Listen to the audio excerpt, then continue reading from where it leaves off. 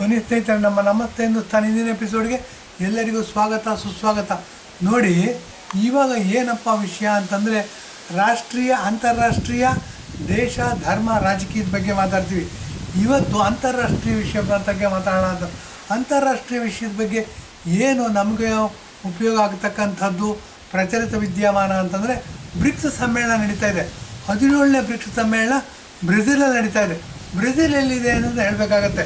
ನೋಡಿ, ಭೂಮಿಯನ್ನು 6 ಖಂಡಗಳಾಗಿ ವಿಭಜಿಸಿದ್ವಿ. ಅದರಲ್ಲಿ ಅಮೆರಿಕಾ ಖಂಡ ಒಂದು ಖಂಡ, ದೊಡ್ಡ ಖಂಡ. ಆ ದಕ್ಷಿಣ ಅಮೆರಿಕಾದಲ್ಲಿ ಇರ್ತಕ್ಕಂಥ ಅತಿ ದೊಡ್ಡ ರಾಷ್ಟ್ರ ಬ್ರೆಜಿಲಲ್ಲಿ ಬ್ರೆಜಿಲಿಯಾ ರಿಯೋ ಡಿ ಜನೈರೋ ಅಂತ ಅಂದ್ಬಿಟ್ಟು ಅಲ್ಲಿ 17ನೇ ಬ್ರಿಕ್ಸ್ ಸಮ್ಮೇಳನ ನಡೀತಾ ಇದೆ. ಏನು ಅಂತಂದರೆ ಪ್ರಪಂಚದಲ್ಲಿ ನ್ಯಾಯ ನಿಯತ್ತನ್ನು ಉಳ್ಕೊಂಡಿಲ್ಲ. ಏನಾದ್ರು ಉಳ್ಕೊಂಡಿದೆ ಅಂತಂದರೆ ಅದು ದುಡ್ಡಿನ ಪವರ್ ಮಾತ್ರ. ಹಾಗಾಗಿ ಏನಾಗಿದೆ, ಎಲ್ಲ ದೇಶಗಳು ದುಡ್ಡಿಗೆ ಸಂಬಂಧಪಟ್ಟ ಹಾಗೆ ವ್ಯಾಪಾರ ಮಾಡ್ತಾರೆ. ವ್ಯಾಪಾರಕ್ಕೋಸ್ಕರ ಏನು ಮಾಡ್ತಾರೆ, ಒಂದು ಕೂಟನ ಕಟ್ಕೋತಾರೆ. ಆ ಕೂಟವನ್ನು ಕಟ್ಕೊಂಡಾಗ ಈ ಬ್ರಿಕ್ಸ್ ಸಮ್ಮೇಳನ ಅನ್ನೋದು ಅಂತ ಒಂದು ಕೂಟ. ಬ್ರಿಕ್ಸ್ ಅಂದರೆ Brazil, Russia, India, China, south Africa ಇವೆಲ್ಲ ದೇಶಗಳು ಸೇರಿಕೊಂಡು ಒಂದು ಇದು ಮಾಡ್ಕೊಂಡಿದ್ದಾರೆ. ಇವರೇನು ಅಂತಂದರೆ ನ್ಯಾಟೋ ಅಂತ ಒಂದು ಕೂಟ ಇದೆ ಐರೋಪ್ಯ ದೇಶದಲ್ಲಿ. ಅಮೇರಿಕಾ ದೊಡ್ಡಣ್ಣ, ರಷ್ಯಾ ದೊಡ್ಡಣ್ಣ. ಕೋಲ್ಡೇರಾಕ್ ಹೋದರೆ ಅಮೇರಿಕಾ ಒಂದು ಪೈಲ್ವಾನು, ರಷ್ಯಾ ಒಂದು ಪೈಲ್ವಾನು. ಇದಕ್ಕೆ ಪ್ಯಾರಲಲ್ಲಾಗಿ ಏನಾಗಿದೆ, ಬ್ರಿಕ್ಸ್ ಕೂಟ ಮಾಡ್ಕೊಂಡಿದ್ದಾರೆ. ಈ ಬ್ರಿಕ್ಸ್ ಕೂಟದಲ್ಲಿ ಪ್ರತಿ ವರ್ಷ ಸಮ್ಮೇಳನ ನಡೆಯುತ್ತೆ. ಈ ಸಾರಿ ಏನಾಗಿದೆ, ಬ್ರಿಕ್ಸ್ ಸಮ್ಮೇಳನ 17ನೇ ಬ್ರಿಕ್ಸ್ ಸಮ್ಮೇಳನ ನಡೀತಾ ಇರೋದು ಬ್ರೆಜಿಲಿಯಾ ಮತ್ತು ರಿಯೋ ಡಿ ಜನೈರೋ ಅಂತ ಅಂದ್ಬಿಟ್ಟು ಬ್ರೆಜಿಲಿನ ರಾಜಧಾನಿ ಅಲ್ಲಿ ನಡೀತಾ ಇದೆ.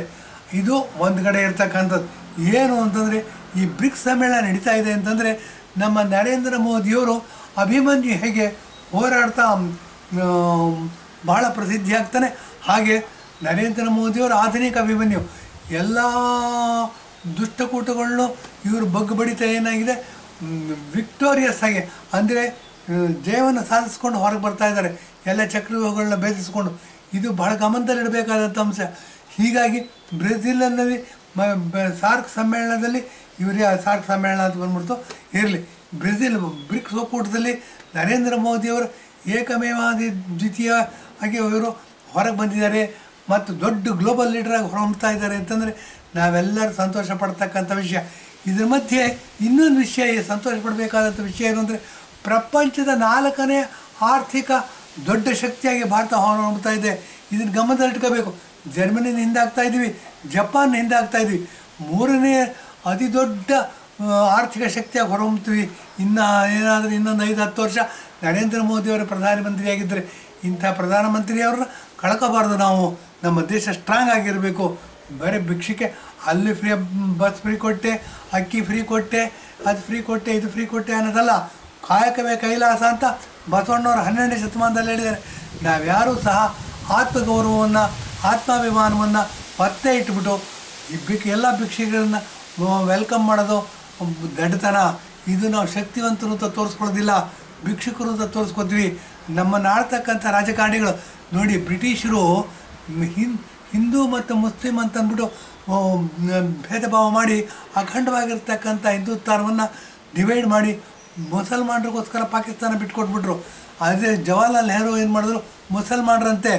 ಆತ ನೆಹರು ಅಂತ ಹೆಸರಿಟ್ಕೊಂಡು ನಾನು ಕಾಶ್ಮೀರ ಪಂಡಿತ ಅಂತ ಹೇಳ್ಕೊಂಡು 1947ರಿಂದ ಹಿಡಿದು 64ನೇ ಇಸ್ವಿವರೆಗೂ ಪ್ರಧಾನಮಂತ್ರಿ ಆದ.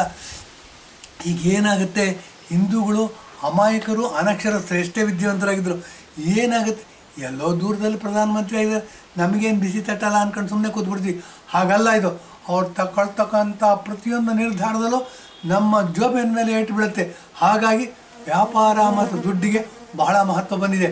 ಇದನ್ನು ಮನಸ್ಸುಗಾಣ್ತಾ ಬ್ರಿಕ್ಸ್ ಸಮ್ಮೇಳನ ನಡೀತಾ ಇದೆ ಮತ್ತು ನಮ್ಮ ದೇಶದ ಪರಿಸ್ಥಿತಿ, ಆರ್ಥಿಕ ಪರಿಸ್ಥಿತಿ ಏನಿದೆ ಇದಕ್ಕೆ ಒತ್ತಾಗಿ ಇದನ್ನು ಬೆಂಬಲಿಸ್ತಾ ಇದನ್ನು ಇನ್ನೂ ಸ್ಟ್ರಾಂಗ್ ಮಾಡ್ತಾ ಅಭಿವೃದ್ಧಿಪಡಿಸಬೇಕು ಅಂತ ಹೋರಾಡ್ತಾ ಇರ್ತಕ್ಕಂಥ ನಮ್ಮ ನೆಚ್ಚಿನ ಪ್ರಧಾನಮಂತ್ರಿ ನರೇಂದ್ರ ಮೋದಿ ಅವ್ರ ಕೈಗಳನ್ನ ಬಲಪಡಿಸೋಣ.